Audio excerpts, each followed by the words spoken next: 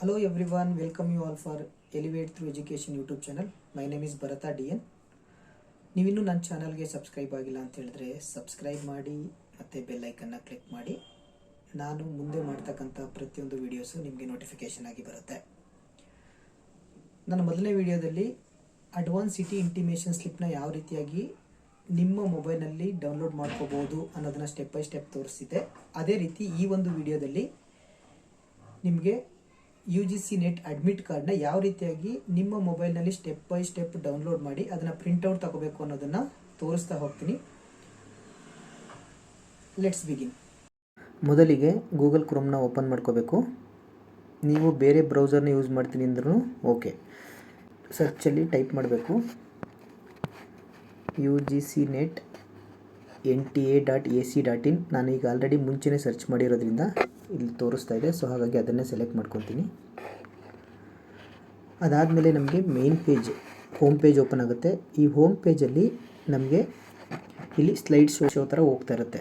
So UGC net June 2024 click here to download the admit card. So ಅದನ್ನು select ಮಾಡ್ಕೋಬೇಕು. Select ಮಾಡ್ಕೊಂಡ್ಮೇಲೆ ನಮಗೆ admit card download ಮಾಡೋಕ್ಕೆ page open ಆಗುತ್ತೆ. ಆ ಪೇಜಲ್ಲಿ ನಾವು ಅಪ್ಲಿಕೇಶನ್ ನಂಬರ್ನ ಎಂಟ್ರಿ ಮಾಡಬೇಕು, ಡೇಟ್ ಆಫ್ ಬರ್ತ್ನ ಎಂಟ್ರಿ ಮಾಡಬೇಕು. ಅದಾದಮೇಲೆ ಸೆಕ್ಯೂರಿಟಿ ಪಿನ್ನ ಹಾಕಬೇಕು. ಸೊ ಯಾವ ರೀತಿ ಹಾಕೋದು ಅಂತ ನೋಡೋಣ. ಅಪ್ಲಿಕೇಶನ್ ನಂಬರ್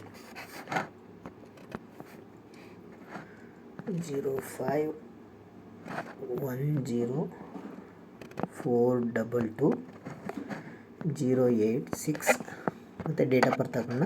ಮೊದಲನೇದಾಗಿ ಡೇಟು, ಎರಡನೇದಾಗಿ ಮಂತು, ನೆಕ್ಸ್ಟು ಇಯರ್ನ ಅಪ್ಡೇಟ್ ಮಾಡಬೇಕಾಗುತ್ತೆ.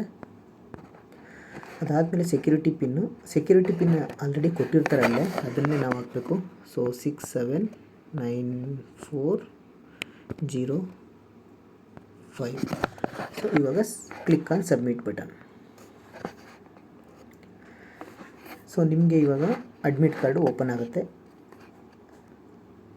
ನೀವಿಲ್ಲಿ ಅತಿ ಮುಖ್ಯವಾಗಿ ನೋಡಬೇಕಾಗಿರತಕ್ಕಂಥದ್ದು ಏನಪ್ಪ ಅಂತ ಹೇಳಿದ್ರೆ, ನಿಮ್ಮ ಎಲ್ಲ ಡೀಟೇಲ್ಸು, ನೇಮ್ ಆಗಿರ್ಬೋದು, ಅಪ್ಲಿಕೇಶನ್ ನಂಬರ್ ಆಗಿರ್ಬೋದು, ಡೇಟ್ ಆಫ್ ಬರ್ತ್ ಆಗಿರ್ಬೋದು, ಫಾದರ್ ನೇಮ್ ಆಗಿರ್ಬೋದು, ಜೆಂಡರ್ ಆಗಿರ್ಬೋದು, ಇದೆಲ್ಲ ಕರೆಕ್ಟಾಗಿದೆ ಅಂತ ನೋಡ್ಕೊಳ್ಳಿ. ಮತ್ತು ನಿಮ್ಮದೇನ ಫೋಟೋ ಸಿಗ್ನೇಚರ್ ಅಂತ ನೋಡ್ಕೊಳ್ಳಿ.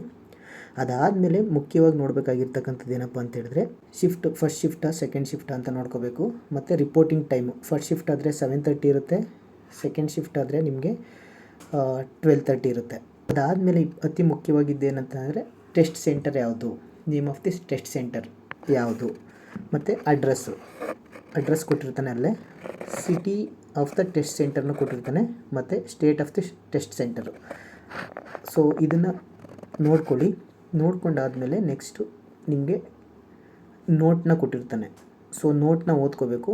ಸೊ ನಾನಿವಾಗ ನಿಮಗೆ ಹೇಳ್ತೀನಿ ಈ 4 ಪಾಯಿಂಟ್ಗಳು ಏನು ಹೇಳುತ್ತೆ ಅಂತೇಳಿ. ಮೊದಲನೇ ಪಾಯಿಂಟ್ದು, the candidate must reach the centre at the time of included against reporting or entry time at the centre in the admit card.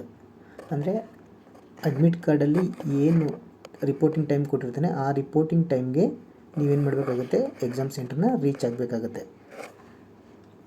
ಎರಡನೇದು, the candidate should ensure that the question paper is as per his or her opted subject indicated in the admit card. In case of the subject of the question paper is other than his or her opted subject, the same may be brought to the notice of the invigilator concerned. ಅಂದರೆ ನೀವು ಯಾವ ಸಬ್ಜೆಕ್ಟ್ಗೆ exam ಬರೀಲಿಕ್ಕೆ apt ಮಾಡಿರ್ತೀರ ಅದನ್ನು ಬಿಟ್ಟು ಬೇರೆ ಯಾವುದಾದ್ರು subject ನಿಮ್ಗೆ ಏನಾದ್ರು ಕೊಟ್ಟರೆ, ಸೊ ನೀವೇನು ಮಾಡಬೇಕಾಗುತ್ತೆ, ಇನ್ವಿಜಿಲೇಟರ್ಗೆ ಗಮನಕ್ಕೆ ತರಬೇಕಾಗುತ್ತೆ. ಮೂರನೇ point, no candidate should adopt any unfair means or include in any unfair examination practice. If any candidate is found including in any unfair means, unfair examination practice at any stage of examination, his or her candidature will be cancelled and legal action will be taken, including debarring in all future examination conducted by NTA. ನೀವೇನಾದರೂ ಊಟದ ಬಳಸೋದು ಅಥವಾ copy ಹೊಡೆಯೋದು ಈ ಥರ ಏನಾದರೂ ಮಾಡಿದ್ದೆ ಆದರೆ ನಿಮ್ಮ ಮೇಲೆ ಲೀಗಲ್ ಆ್ಯಕ್ಷನ್ ತೊಗೊತೀವಿ. ಮತ್ತು ಅದ್ರ ಜೊತೆಗೆ ಡಿಬಾರ್ ಮಾಡಿ ಮುಂದೆ NTA ನಡೆಸ್ತಕ್ಕಂಥ ಎಲ್ಲ ಎಕ್ಸಾಮ್ಗೆ ನಿಮಗೆ ಅವಕಾಶವನ್ನು ಕೊಡೋದಿಲ್ಲ ಅಂತ ಡೈರೆಕ್ಟಾಗಿ ಹೇಳ್ತಾ ಇದ್ದಾರೆ. 4ನೇ point, no candidate shall be permitted to enter after the gate closing time. Gate closing time ಏನು ಕೊಟ್ಟಿದ್ದಾರೆ, ಫಸ್ಟ್ ಶಿಫ್ಟಿಗೆ 9 o'clock ಅಂತ ಕೊಟ್ಟಿದ್ದಾರೆ. 9 o'clock ಮೇಲೆ ಬಂದರೆ ಯಾರಿಗೂ ಸಹ ಎಂಟ್ರಿ ಇರಲ್ಲ ಅನ್ನೋದನ್ನು ಹೇಳ್ತಾ ಇದ್ದಾರೆ. 5ನೇ point, no candidate shall be permitted to leave the examination room or hall before the end of the examination. ಅಂದರೆ ಎಕ್ಸಾಮಿನೇಷನ್ 3 hours ಇರುತ್ತೆ, 9:30 12:30. ಅದೇ ರೀತಿ ಮಧ್ಯಾಹ್ನ 2:30 5:30 ಗಂಟೆ ಇರುತ್ತೆ. ಅದಕ್ಕಿಂತ ಮುಂಚೆ ನೀವು ಎಕ್ಸಾಮಿನೇಷನ್ ಹಾಲ್ನ ಬಿಟ್ಟು ಹೋಗೋಗಿಲ್ಲ, ಕಳಿಸೋದಿಲ್ಲ.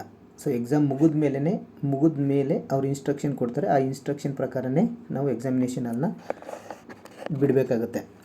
ಇದಾದಮೇಲೆ ನೀವೇನು ಮಾಡಬೇಕು ಅಂತ ಹೇಳಿದ್ರೆ, ಇಲ್ಲಿ ಸೆಲ್ಫ್ ಡಿಕ್ಲರೇಷನ್ ಅಂತ ಕೊಟ್ಟಿದ್ದಾರೆ. ಇಲ್ಲಿ ನಿಮ್ಮ ಹೆಸರು ಮತ್ತು ನಿಮ್ಮ ರೆಸಿಡೆನ್ಸಿ ಅಡ್ರೆಸ್, ಅಂದರೆ ಎಲ್ಲಿದ್ದೀರಾ ಅದನ್ನು ನಿಮ್ಮ ಓನ್ ಹ್ಯಾಂಡ್ ರೈಟಿಂಗಲ್ಲಿ ಬರೀಬೇಕು. ಅದ್ರ ಜೊತೆಗೆ ಮುಖ್ಯವಾಗಿ ಏನು ಮಾಡಬೇಕು ಅಂತ ಹೇಳಿದ್ರೆ, ನಿಮ್ಮ ಫೋಟೋ ಮತ್ತು ಲೆಫ್ಟ್ ಹ್ಯಾಂಡ್ ಥಂಬ್ ಇಂಪ್ರೆಷನ್ ಅಂತ ಹೇಳ್ತೀವಿ. ಅಂದರೆ ಎಡಗೈ ಬೆರಳನ್ನ ಮುದ್ರೆಯನ್ನು ನೀವು ಎಲ್ಲ ಅಲ್ಲಿ ಹಾಕಬೇಕಾಗುತ್ತೆ. ಇದನ್ನು ಯಾವಾಗ ಮಾಡಬೇಕು ಅಂತ ಹೇಳಿದ್ರೆ, ಎಕ್ಸಾಮ್ ಸೆಂಟ್ರಿಗೆ ಹೋಗೋದಕ್ಕಿಂತ ಮುಂಚೆ ನೀವು ಮಾಡಬೇಕಾಗುತ್ತೆ. ಸೊ ಅದ್ರ ಜೊತೆಗೆ ಸಿಗ್ನೇಚರ್ ಮಾಡಬೇಕು. ಸಿಗ್ನೇಚರ್ನ ಎಕ್ಸಾಮಿನೇಷನ್ ಸೆಂಟ್ರ್ ತಲುಪಿದ ಮೇಲೆ ಇನ್ ಫ್ರಂಟ್ ಆಫ್ ಇನ್ವಿಜಿಲೇಟರ್ ನೀವೇನು ಮಾಡಬೇಕಾಗುತ್ತೆ, ಸೈನ್ ಮಾಡಬೇಕಾಗುತ್ತೆ. ಅಂದರೆ ಎಕ್ಸಾಮ್ಗೆ ಹೋಗೋದಕ್ಕಿಂತ ಮುಂಚೆ ನೀವು ಸೈನ್ ಮಾಡಬಾರ್ದು, ಓನ್ಲಿ ಫೋಟೋ ಅಂಟಿಸ್ಬೇಕು ಮತ್ತು ಲೆಫ್ಟ್ ಹ್ಯಾಂಡ್ ಥಂಬ್ ಇಂಪ್ರೆಷನ್ನ ಹಾಕಬೇಕಾಗತ್ತೆ. ಇದ್ರ ಜೊತೆವಾಗಿ ಅತಿ ಮುಖ್ಯವಾಗಿ ಏನಂತ ಹೇಳಿದ್ರೆ, ಈ ಒಂದು ಅಡ್ಮಿಟ್ ಕಾರ್ಡು 4 ಪೇಜನ್ನ ಒಳ್ಕೊಂಡಿರುತ್ತೆ. 4 ಪೇಜ್ನು ಸಾಧ್ಯ ಆದರೆ ಪ್ರಿಂಟೌಟ್ ತೊಗೊಳ್ಳಿ, ಚೆನ್ನಾಗಿ ಓದ್ಕೊಳ್ಳಿ. ಇದ್ರ ಜೊತೆಗೆ ಏನು ತೊಗೊಂಡೋಗ್ಬೇಕು ಅನ್ನೋದು ಮೇಯ್ನ್ ಪಾಯಿಂಟ್ ಮಾತ್ರ ಹೇಳ್ತೀನಿ, ಇನ್ನೆಲ್ಲವನ್ನು ನೀವೇ ಓದ್ಕೋಬೇಕಾಗುತ್ತೆ. ಒಂದು ವಾಟ್ರ್ ಬಾಟ್ಲು ತೊಗೊಂಡೋಗ್ಬೇಕು, ಈ ಅಡ್ಮಿಟ್ ಕಾರ್ಡನ್ನ ತೊಗೊಂಡೋಗ್ಬೇಕು. ಈ ಅಡ್ಮಿಟ್ ಕಾರ್ಡ್ ಇಲ್ಲ ಅಂದರೆ ನಿಮಗೆ ಎಕ್ಸಾಮಿನೇಷನ್ ಹಾಲ್ಗೆ ಎಂಟ್ರಿ ಇರಲ್ಲ. 3ನೇದಾಗಿ 2 ಫೋಟೋ ತೊಗೊಂಡೋಗ್ಬೇಕು. ಮತ್ತು ಒರಿಜಿನಲ್ ID ಪ್ರೂಫ್ ಅಂತ ಕೇಳ್ತಾ ಇದ್ದಾರೆ. ಒರಿಜಿನಲ್ ID ಪ್ರೂಫ್ ಅಂತ ಹೇಳಿದ್ರೆ ಆಧಾರ್ ಕಾರ್ಡ್ ಆಗಿರ್ಬೋದು, ವೋಟರ್ ID ಆಗಿರ್ಬೋದು, ಡ್ರೈವಿಂಗ್ ಲೈಸೆನ್ಸ್ ಆಗಿರ್ಬೋದು, ಈ ರೀತಿಯಾದಂತಹ ಒಂದು ಒರಿಜಿನಲ್ ID ಕಾರ್ಡ್ನ ನೀವೇನು ಮಾಡಬೇಕಾಗುತ್ತೆ, ತಗೊಂಡೋಗ್ಬೇಕಾಗುತ್ತೆ. ಇದಿಷ್ಟು ಪ್ರಮುಖವಾದ ಅಂಶಗಳು ಹೇಳಿದ್ದೀನಿ. ಮತ್ತು ಇದನ್ನು ಯಾವ ರೀತಿ ಪ್ರಿಂಟ್ ಮಾಡೋದು ಅದನ್ನು ತೋರಿಸ್ತೀನಿ. ಇಲ್ಲಿ ಗ್ರೀನ್ ಕಲರಲ್ಲಿ ನಿಮಗೆ ಪ್ರಿಂಟ್ ಅನ್ನೋ ಆಪ್ಷನ್ ತೋರಿಸ್ತಾ ಇದೆ. ಸೊ ಅಲ್ಲಿ ಕ್ಲಿಕ್ ಮಾಡಬೇಕು, ಪ್ರಿಂಟ್ ಅಂತ. ಇನ್ ಕೇಸ್ ನಿಮ್ಮ ಮನೆಯಲ್ಲಿ ಏನಾದರೂ ಪ್ರಿಂಟರ್ ಇದ್ದರೆ ಡೈರೆಕ್ಟಾಗಿ ಪ್ರಿಂಟರ್ನ ಕನೆಕ್ಟ್ ಮಾಡಿ ಪ್ರಿಂಟ್ ಕೊಡಿ. ಇಲ್ಲ ಅಂತ ಹೇಳಿದ್ರೆ ಸೇವ್ ಆಸ್ PDF ಅನ್ನೋ ಆಪ್ಷನ್ನ ಸೆಲೆಕ್ಟ್ ಮಾಡ್ಕೊಳ್ಳಿ. ಸೊ 4 ಪೇಜು ತೋರಿಸುತ್ತೆ. ಸೊ ನೀವೇನು ಮಾಡಬೇಕು, ಇದನ್ನು ಸೇವ್ ಮಾಡಬೇಕು. ಸೇವ್ ಮಾಡಿದ್ಮೇಲೆ ಅದಕ್ಕೆ ನೀವು ಯಾವ ನೇಮ್ ಬೇಕು ಅದನ್ನು ಕೊಟ್ಕೋಬೋದು. ಫಾರ್ ಎಕ್ಸಾಂಪಲ್ ನಾನೇನು ಮಾಡ್ತೀನಿ, NET ಅಡ್ಮಿಟ್ ಕಾರ್ಡ್ ಅಂತ ಸೇವ್ ಮಾಡ್ತೀನಿ. ಇವಾಗ ಇದು ಸೇವ್ ಆಯಿತು.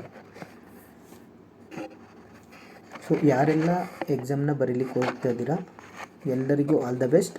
ಅದರಲ್ಲಿ ಮೊದಲನೇ ಟೈಮ್ ನೀವೇನಾದರೂ NET ಎಕ್ಸಾಮ್ನ ಅಟೆಂಡ್ ಮಾಡ್ತಾ ಇದ್ದೀರಾ ಅಂತ ಹೇಳಿದ್ರೆ ದಯಮಾಡಿ ಇದನ್ನು ಪ್ರಿಂಟೌಟ್ನ ತಗೊಂಡು ಇನ್ಸ್ಟ್ರಕ್ಷನ್ ಪಾಯಿಂಟ್ ಏನು ಕೊಟ್ಟಿದ್ದಾರೆ ಅದನ್ನು ಓದ್ಕೊಂಡು ಹೋಗಿ ಅಂತ ಹೇಳ್ತಾ ಈ ವಿಡಿಯೋನ ಮುಗಿಸ್ತಾ ಇದ್ದೀನಿ. Thank you.